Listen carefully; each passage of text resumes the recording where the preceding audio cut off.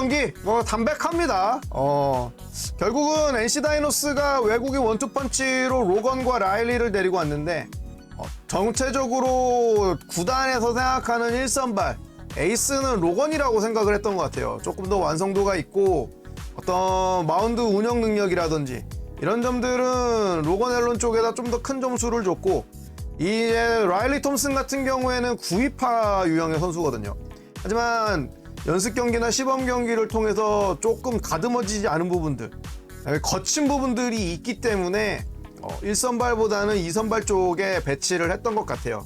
근데 지난 개막전 시리즈에 이어서 우리가 두 번째로 라일리를 또 만났는데 여전히 이번에도 공략하는데 실패했습니다. 오늘 7이닝 동안에 4피안타, 사사구 2개밖에 내주지 않았고 가삼진을 7개를 잡아냈습니다. 생각보다 이제 6회 투구수가 많았기 때문에 7회는 다른 투수가 올라오지 않을까 생각을 했는데, 지금 NC 다이노스도 상황이 좋지 않죠.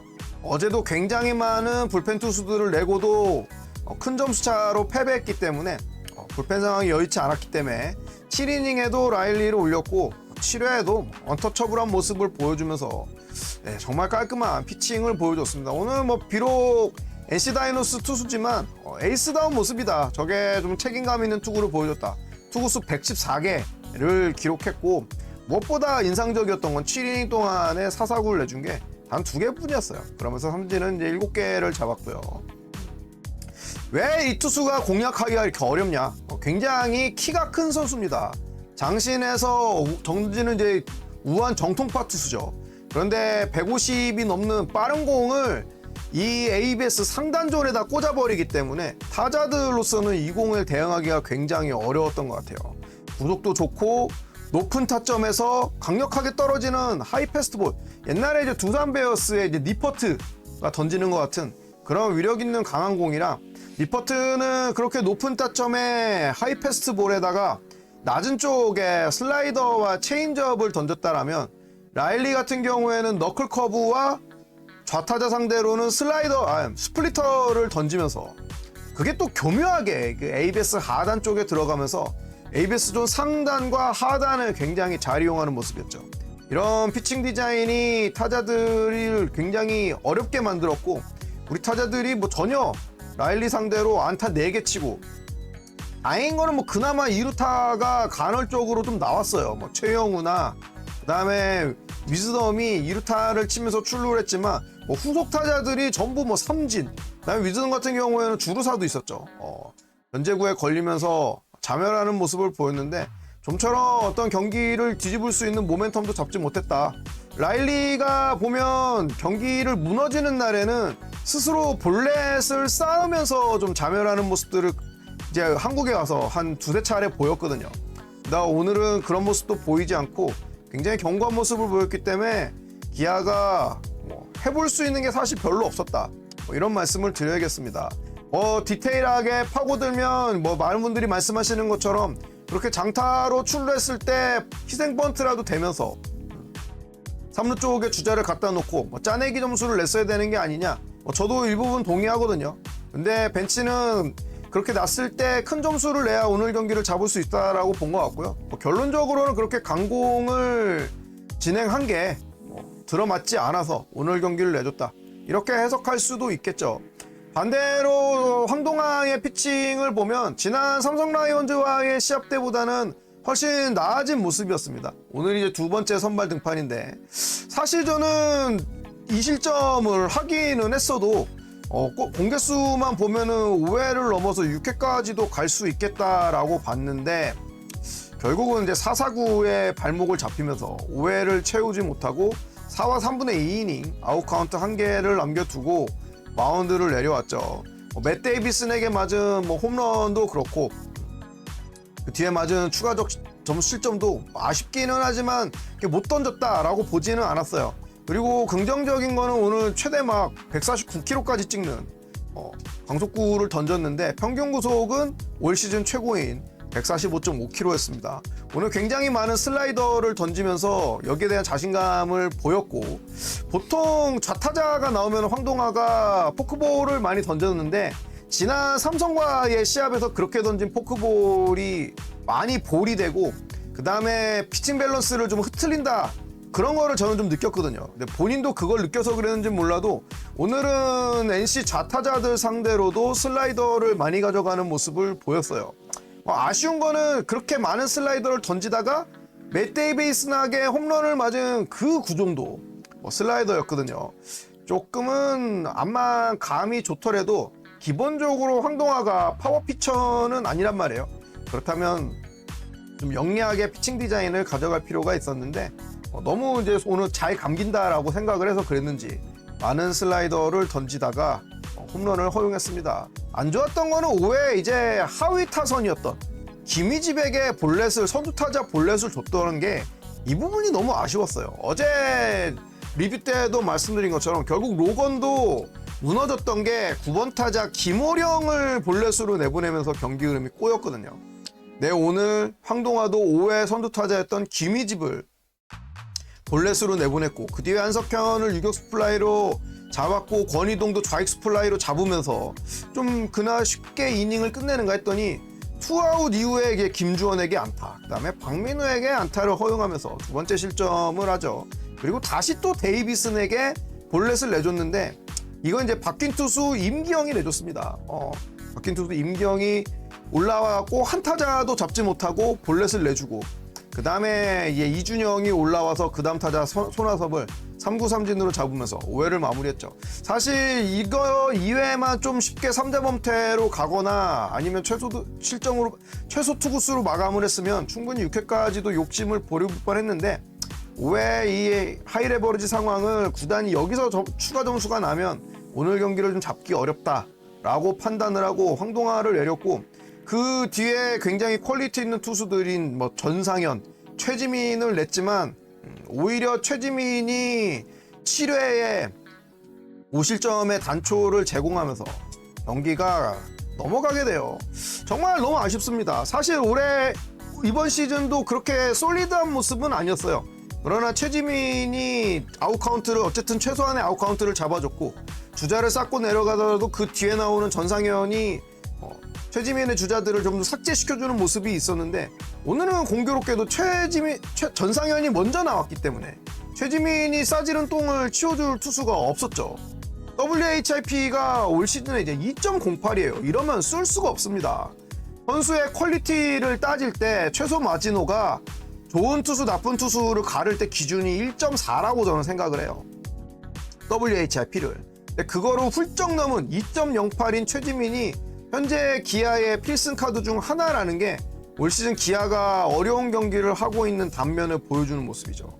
오늘 올라와갖고 네 타자 아웃 카운트 하나도 못 잡고 피안타 2개, 4사구 4개, 그 다음에 4실점을 했는데 하나는 이제 김선빈의 포구 실책. 김선빈에게도 좀 아쉽죠. 상당히 까다로운 타구였던 건 맞지만 패트릭 위즈덤이 굉장히 재치 넘치는 이 플립 송구를 보여주면서 충분히 침착하게 대응했으면 아웃 카운트를 잡을 수 있었는데 그거를 잡지 못하고 실책으로 살려준 게 오늘 또 기아가 이 한 번의 고비를 넘기지 못하고 경기를 넘겨주게 된 단초였습니다. 악몽의 7회를 한 번 더 다시 복귀를 해보자면은 최지민이 좌투수이면서도 좌타자인 이제 김주원은 근데 스위치 히터죠. 우타석에서 안타를 치고 나갔어요. 그리고 박민우가 번트를 댔는데 말씀드린 것처럼 실책으로 출루를 시켰고 맷 데이비슨이 볼넷. 손아섭 이제 기아 같은 경우는 여기서 더 실점을 하면 오늘 경기를 잡기 어렵다라고 판단을 해서 전진 수비를 했는데 공교롭게 손아섭의 안타가 정상적인 수비를 했다라면 병살 플레이를 끄집어낼 수 있는 그런 쪽으로 갔지만 전진 수비를 했기 때문에 안타가 되면서 여기서 이제 실점을 하게 되고 윤중현으로 바뀌죠. 투수가 바뀌어요. 서우철이 희생 번트를 해줬고요. 그 뒤에 김영준에게 던졌던 커브볼이 복판으로 몰리면서 홈런으로 넘어갔습니다. 그러면서 사실상 샷다가 내려갔죠. 김희집이 이제 뜬공으로 아웃됐고 한석현이 투수 앞 땅볼을 때렸는데 이걸 또 이제 윤중현이 실책으로 출루를 시켜요. 참 답답한 모습이 7회 너무 반복돼서 많이 나와서 상당히 좀 화도 났지만 경기가 넘어가고 나면 선수들의 집중력이 흐트러질 수도 있기 때문에 여기에 대해서 오늘 그렇게 큰 소리를 많이 하고 싶지는 않습니다.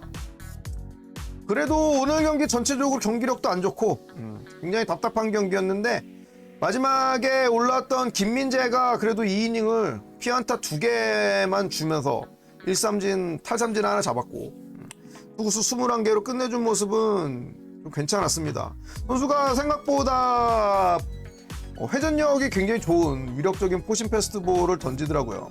5월 12일 날 이제 상무를 입대하고 내후년이나 이제 우리가 다시 볼 수 있는 선수인데 나이가 제법 많습니다. 신일고등학교를 나왔고 동원 과기대를 나왔기 때문에 다른 고등학교 선수들보다는 나이가 많고 일찍 이렇게 군문제를 하게 됐고 상무에서 던질 수 있게 돼서 정말 다행이죠. 지금 뭐 이미 가 있는 강효종 오늘 뭐 퓨처스 경기에서도 나와서 상무 소속으로 뭐 좋은 모습을 보여주기는 못했지만 가서 잘 성장해서 돌아와서 기아의 불펜의 한 축을 맡아주기를 기대해 보겠습니다. 포심과 슬라이더가 뭐 인상적이었고요. 상당히 완성도 높은 그런 공을 던진다라는 느낌을 받았어요. 정민철 해설위원이 뭐 군대 문제도 해결됐다고 해서 깜짝 놀랐는데 제대로 선수의 어떤 그런 인적사항도 확인하지 않고 이렇게 해설을 하는 게 맞는 건가 그런 생각도 좀 들었습니다. 자, 내일 이제 드디어 홍원빈이 이제 체크인 정식 선수로 전환이 돼서 등록이 될 것 같아요. 이 얘기는 지금 이제 1군에 있는 투수 엔트리 중에 한 명은 이제 퓨처스로 갈 수도 있다라고 봐야겠죠. 선수 2000년생입니다. 덕수고 출신이고 서울 출신이죠. 195cm 굉장히 큰 키. 그러니까 오늘 우리가 만났던 NC 다이노스의 라일리 같은 그런 유형의 굉장히 큰 키. 높은 버티컬에서 나오는 강속구를 던지는 선수고 슬라이더와 스플리터 3개의 구종을 던지는데 냉정하게 스플리터의 완성도 굉장히 좋지 않고요. 빠른 공 같은 경우에도 제구가 많이 날립니다. 올 시즌 퓨처스에서 이제 총 14경기 등판해서 13과 3분의 2이닝을 소화했고요. ERA는 2.63, 뭐 좋죠. 피안타율도 1할 4푼. 그러니까 겉으로 보이는 넘버들은 괜찮은데 사실 경기를 보면 그렇게 안정감을 주는 유형은 절대 아니에요. 빠른 공이 아직도 많이 날리고 볼과 스트라이크의 격차가 굉장히 심합니다. 퓨처스에 있는 야수들의 퀄리티가 좀 떨어지기 때문에 그 빠른 공에 좀 얼토당토하는 공에도 헛스윙이 나오는 모습이 자주 보이고 반대로 얘기하면 그만큼 홍원빈이 던지는 포심이 제구가 깔끔하게 들어가는 편은 아니지만 타자에게 공포감을 유발시킬 수 있을 만큼 위력적이다라는 얘기도 되는데 과연 1군에 있는 타자들도 그렇게 할 것이냐 저는 좀 약간 그 부분에 있어서는 회의적으로 보거든요. 근데 뭐 나쁘게 생각하면 한없이 나쁘고 또 희망회로로 돌리면 또 오지게 긍정적으로 변할 수 있는 게 사람이기 때문에 또 선수가 1군에 올라와서 경험을 쌓다 보면은 자신감을 갖고 네모 안에 자기 공을 던질 수 있는 그런 실력이 쌓이기도 하겠죠. 결국은 작은 좋은 경험들이 쌓여서 선수가 아주 좋은 결과를 이끌어낼 수 있는 그런 것도 되거든요. 뭐 지금 기아가 워낙 불펜 쪽이나 선발 쪽이나 투수 자원이 보이지 않기 때문에 이 선수라도 정식 전환을 해서 기대를 해봐야 되는 게 지금 현실이고요.